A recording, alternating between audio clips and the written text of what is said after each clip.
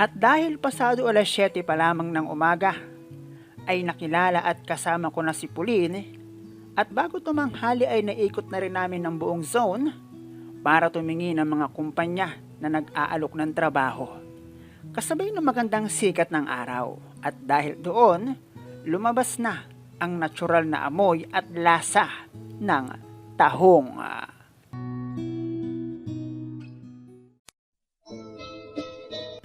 Hello guys and welcome dito sa Kasgul TV. At syempre, kung ikaw ay bago dito sa aking channel at trip mo ang ganitong klase ng kwento, palike and subscribe naman dyan.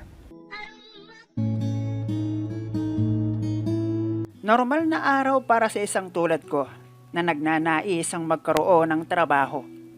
Matapos kong makumpleto ang requirements na posibleng kailanganin ng isang kumpanya. Maaga akong umalis ng bahay para humanap ng trabaho at tulad ng karamihan na seryoso at masigasig na binabasa ang bawat nakapaskil sa isang bulletin board, meron akong napansin na isang urgent hiring na tingin ko ay pwede para sa akin. Kaya lang, hindi ko alam yung eksaktong address noong kumpanya. Aksidente ay nabigkas ko ang salitang saan kaya ito nang biglang mula sa aking likuran ay merong nagsalita at sinabing, tara, sabay ka sa akin. Alam ko yan at doon talaga ang punta ko. Boses babae at ng aking lingunin, nakangiti siya. At maganda ang pagkakahilera ng kanyang mga ipin. Bagay na bagay sa maganda niyang itsura. Nagulat ako dahil hinila niya ako na para bang kami ay magkakilala. At sinabing maglakad na lang tayo. Baka naman sabihin niya pakipot ako kaya sumama na lang ako. Bukod doon, wala pala kaming ibang kasama kundi kaming dalawa lamang. Ang totoo niyan, sumagi sa isip ko ang salitang budol-budol gang. Alam nyo kasi, minsan na akong nautakan ng mga budolero. Yun nga lang ay isang magandang babae ang nasa aking harapan. At naisip ko na, kung ganun kaganda ang bubudol sa akin, ay ayos lang. That time pati naghahanap ako ng trabaho. Kung budol-budol nga iyon, nagkamali siya ng taong mabibiktima. Habang kami ay naglalakad papunta sa company, doon ko na nalaman ang kanyang pangalan at siya nga si Pauline. At nang itanong ko kung ano ang kailangan niya doon sa company, dahil kung mag-a-apply din siya, hindi. Dahil lalaki ang kailangan sa urgent hiring. Ang sabi sa akin ni Pauline, doon daw siya nagtrabaho dati. End of contract na raw siya at babalik para magpa-clearance din para makuha ang kanyang back pay. Maliban doon ay puro tungkol sa company or factory ang aming mga napag-usapan. Mga history ng kumpanya na aming pinanggalingan. At kung gaano kahirap ang mag-apply at kung gaano kahirap ang walang trabaho. Lalo pa sa isang tulad raw niya na merong anak na binubuhay. And yes, tulad ng ibang babae, si Pauline ay isa ding single mom. At kung paano nangyari, tulad lang din ng ibang lab team na matapos gumawa ng ipinagbabawal na teknik, ang sikretong pagpaparami. At aksidente iyong nagbunga. At nang malaman daw ng kanyang kaduo, ay naglaho na lang na parang mamantika at malansang utot. Nang marating namin ng company, nagpasa ako ng resume at si Pauline naman ay pumasok na sa loob para magpa-clearance. Hindi nagtagal ipinatawag ako sa loob para mag-exam at sa isip-isip ko, sayang naman. Dahil sa haba ng oras na magkausap at magkasama kami ni Pauline, ay hindi ko man lang nakuha ang kanyang contact number. At sa isip-isip ko pa, maaaring iyon na ang una at huli naming pagkikita. Dahil bukod sa kanyang pangalan na Pauline at dati siyang empleyado ng company kung saan ako nag-exam, ay wala na akong ibang alam tungkol sa kanya. At nang lumabas ako ng company, ay hindi ko inasahan ang itatanong sa akin ng guard na nakakatawa na ewan. Nagtanong kasi yung guard sa akin kung JF ko raw ba yung kasama ko.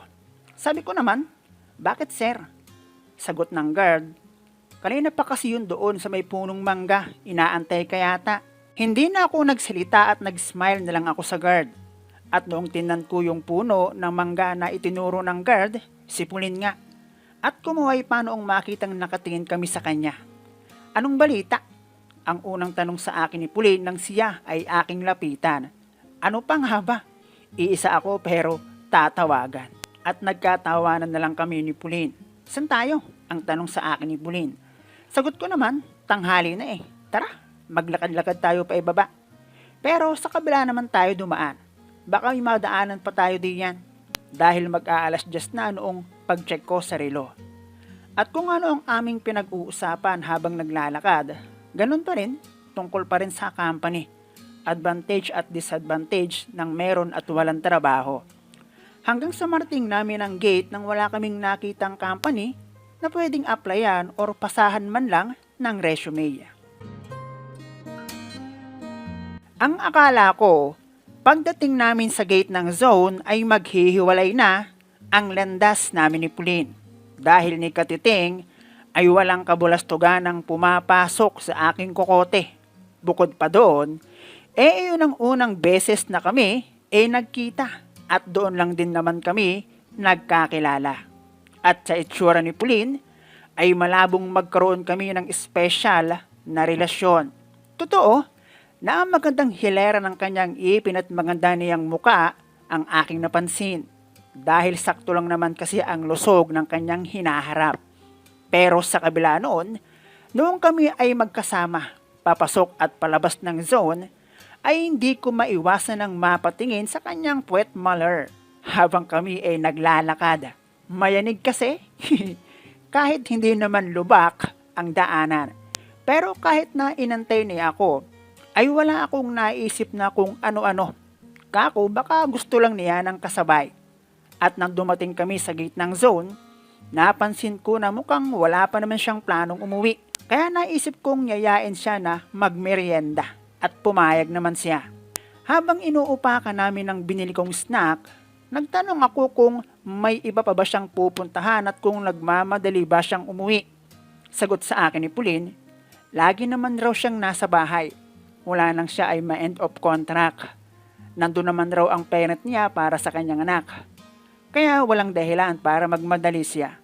At ang ginawa ko, niyaya ko siya sa bahay. Nagtanong pa siya kung malayo. Sabi ko malapit lang. Isang sakay lang nandun na kami. Baka naman makaistorbo lang ako doon. Sabi ko naman, hindi. Dahil ako lang naman ang tao sa bahay. Ganun? Ano palang gagawin natin doon? Sagot ko naman, kakain, depende sa'yo. Ano bang trip mo? Ang tanong ko kay Pauline. Tara, mukhang okay ka naman eh. Ang sagot ni Pauline. Sumakay kami ni Pauline ng jeep. At habang nasa biyahe kami, wala akong masabi. Hindi rin siya natingin sa akin at sabay-bayan siya nakatingin. Kaya ang ginawa ko, sinasabi ko na lang sa kanya kung anong lugar yung aming dinaraanan at nilalampasan. Pagbaba namin ng jeep, sabi ko kay Pauline, magtanghalian muna kami. Tanghali na. Ikaw ang bahala, sagot sa akin ni Pauline. At dahil puro karenderya lang naman ang nasa bungad ng subdivision, sa karenderya kami kakain. Nagtanong si Pauline kung malayo pa ba yung bahay. Sabi ko naman, konting lakad lang at nandun na tayo. Then sabi ni Pauline, bumili na lang ako ng pagkain at sa bahay na lang kami kumain. Ang init daw kasi. Di ako naman, ano pa nga ba? Ayaw ko pa naman magligpit ng pinagkainan. Pero dahil meron naman akong kasama, sige na lang. Pagkarating namin sa bahay, electric fan agad ang una niyang hinagila pero pinatama niya yun sa pader.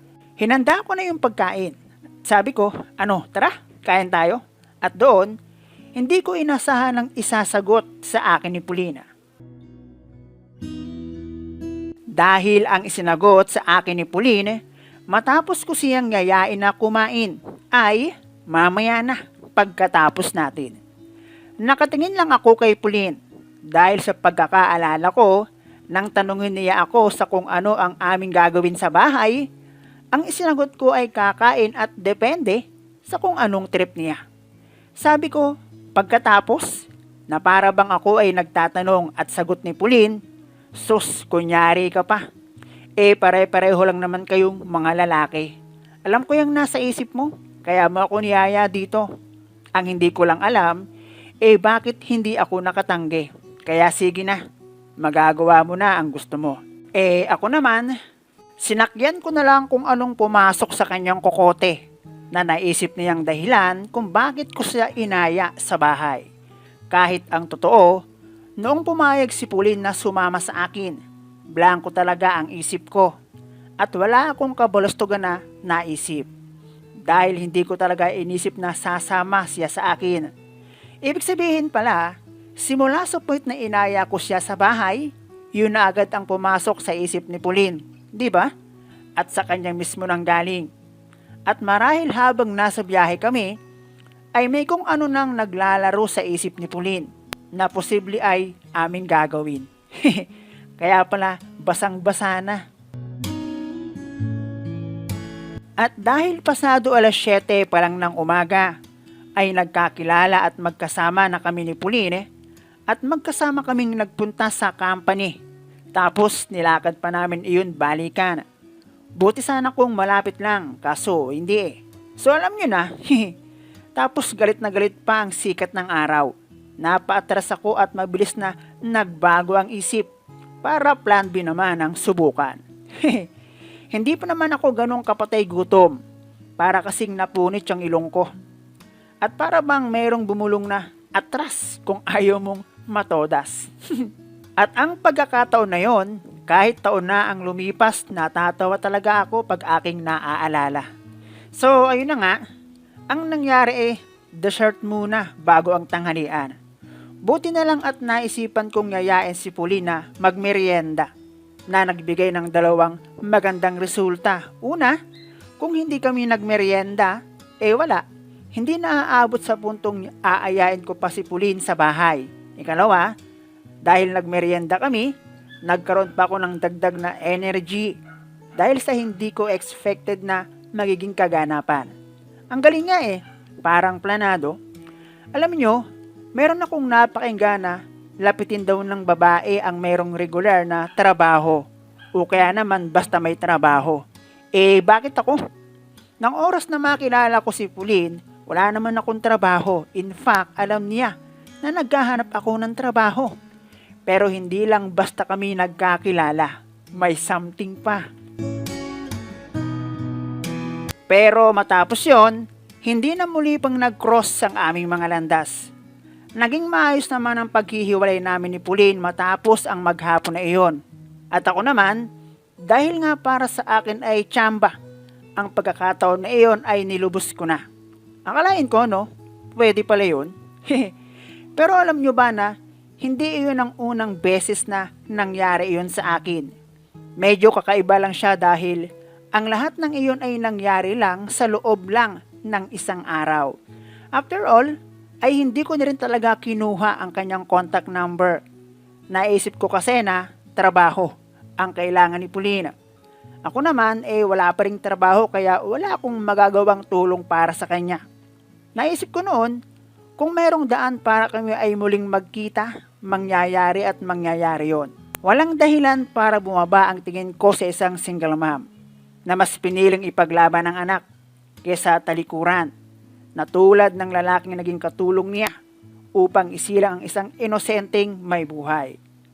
Namiss ko tuloy mag-apply. San kaya may hiring?